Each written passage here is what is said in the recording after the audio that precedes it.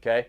So I spent some time this afternoon writing down some stuff and thinking about some stuff. And with Eli, and Tyler, you can pull up his video here in a minute. What I came up with, guys, is something that I know that I presented to some of our younger age groups when it was time to talk about strength training. And I apologize if you guys have already heard this, but we're going to talk about it again. All right, so what is this called right here?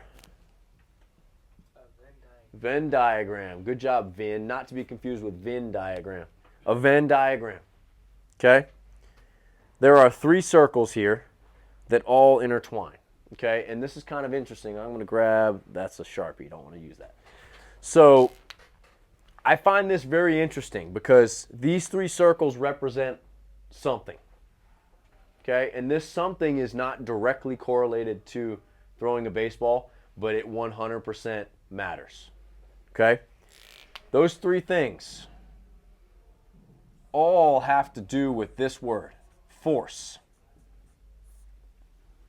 Okay? But what's actually happening with force is different for all 3. Henry, you heard this before? The first one is production. Okay, so what is force production? Does anybody know what that is? Blurt it out. Creating force from the ground. I want a better definition. Like how well you use force. Okay, but you guys are using the word in the definition. The definition, you can't use the word. What is the definition of force? Anybody know that?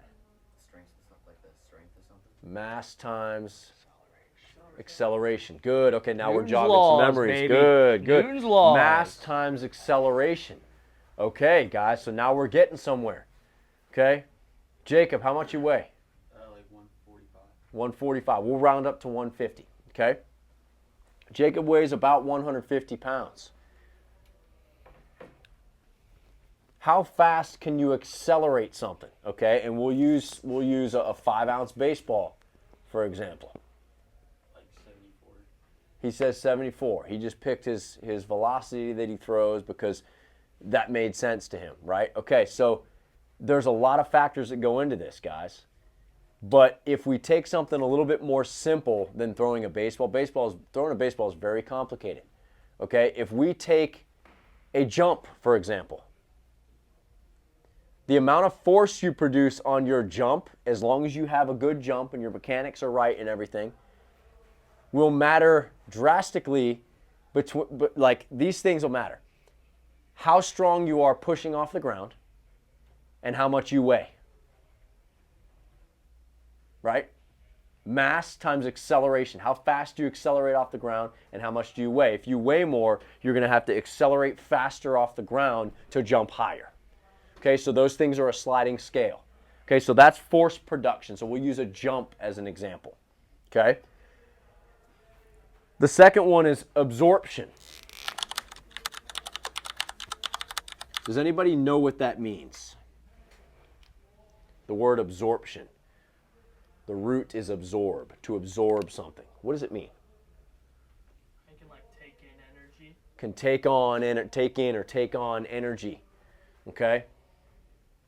Anybody got anything else? It's going to be able to draw it in and accept it without compromise. Okay, so if Eli weighs 165 pounds, and by the way, yes, he only weighs 165, right? 167. More? I could check that. If he produces X amount, let's call it 10, the amount of force 10 off the ground, and he goes this high, how much is he going to have to absorb? In theory, 10, right? You go up this high, you come down that far. Go up this high, you come down that far. Okay? So the thing about force absorption, guys, is you're not going to be able to absorb which you can't produce, and vice versa. Okay? If Brody doesn't have any brakes on the car, his body will not let him step on the gas. Does that make sense to you guys? So absorbing energy is, okay, Eli can jump 44 inches. It's a high jump. Well, let's find out. Let's just put Eli 44 inches up and have him jump down and absorb it. If he's able to jump down and stick that landing in a perfect position without coming down to the ground and his core giving, then I would say, damn, maybe 44-inch jump is in your future somewhere. If not, I'd say, nah, man, you might still be able to jump pretty high, but 34 is probably your top. Does that make sense to everybody? Okay, so this can be exacerbated on the mound. Okay, so when you guys play catch on flat ground. Most of the time at lower intent than what you do off the mound. And then you hop on the mound and you try to hump up. And what's different about the mound, David? It's on a decline. It's on a decline. It's on a slope. Okay, so is it harder? Trick question, Vin. Is it harder to run with a 6% grade uphill, or is it harder to run 6% grade downhill? Downhill, why? Because your body is kind of like down kind of thing. Instead of, I don't know, it's just like easier to run up. You have a different answer, Tyler. I think it's easier to run downhill. It's easier to run downhill? Yeah, because you go Not to gravity. controlled though. Yeah. Right. Okay, not controlled though. Gravity's working against you. It's harder to control it. Right. Coming down. It's easier to be floppy when you're going. Okay, down. so guys, this is why it's a sliding scale. Okay, listen here. It's harder to physically run uphill. Mhm. It's easier to physically run downhill. It's easier to stop going uphill. It's harder to stop going downhill. Okay, so there's a sliding scale there. Yes, we can run faster downhill, but at some point, if we get going too fast and we get too out of control, we risk injury and the stride cycle being broken down, and now we no longer have an effective run going on. We just have out of control momentum taken over. When we run uphill, okay, we can really drive, we can utilize a good sprint cycle. Yes, it's a little bit difficult, but we're probably not going to hurt ourselves because our body's going to wear out before we get out of control. Does that make sense? Okay, so which is more important, producing force or absorbing force when we relate it to throwing a baseball? Okay, so we had both answers, right? And guys, I'm going to tell you, neither answer is wrong. But for those of you who said you need a little bit of both, you're right. You need a little bit of both. And it's a sliding scale. If you have more of one, then you can have a little less of the other and vice versa. Now, what is the last one? Expression. What is expression of force? Using it.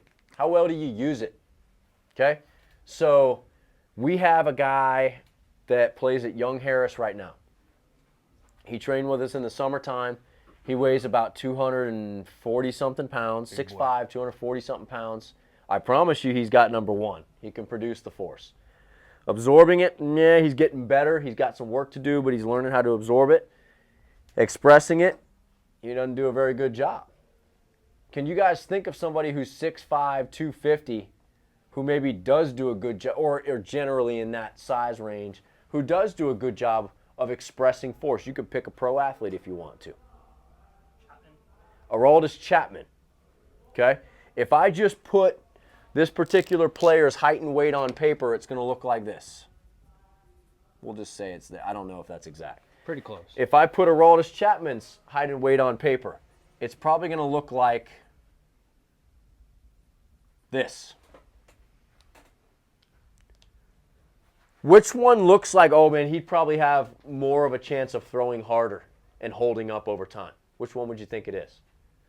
The top. The top one, the Young Harris guy, not Aroldis Chapman. Okay? But what are the factors being left out? Name some factors. How well does he move?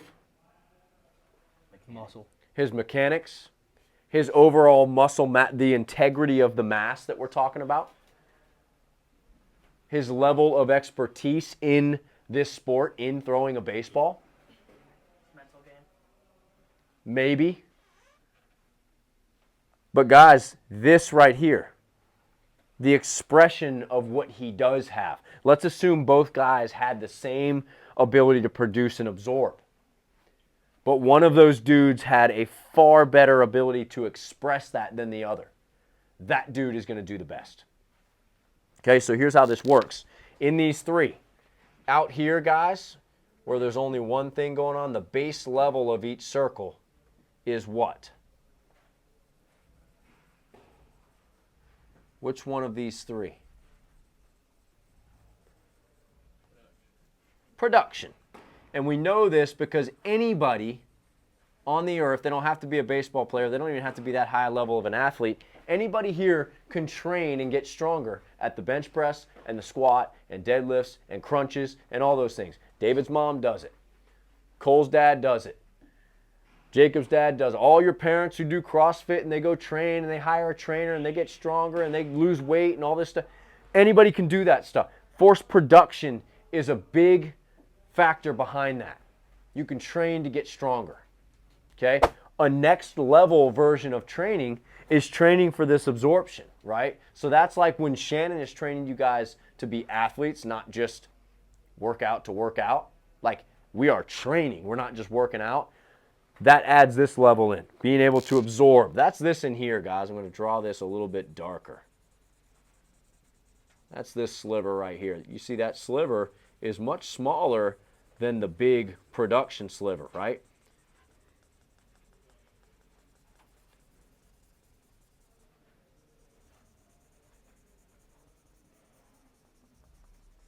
And then there's one other piece, guys. The only thing left. Being able to express it. We know that this is the hardest thing in sports, trying to figure out, okay, how do I make myself a better pitcher and throw harder? It's the reason why you guys are doing this program. Trying to figure out how to express force, okay?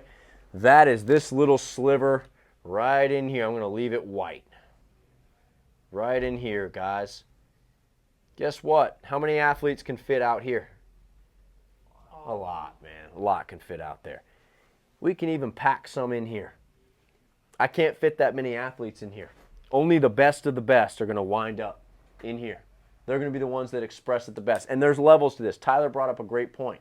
If you're a 14-year-old, there's a 14-year-old diagram of this. There's a 15, 16-year-old diagram of this. There's an 18-year-old diagram of this. There's a college diagram of this. There's a pro diagram of this. There's levels within this.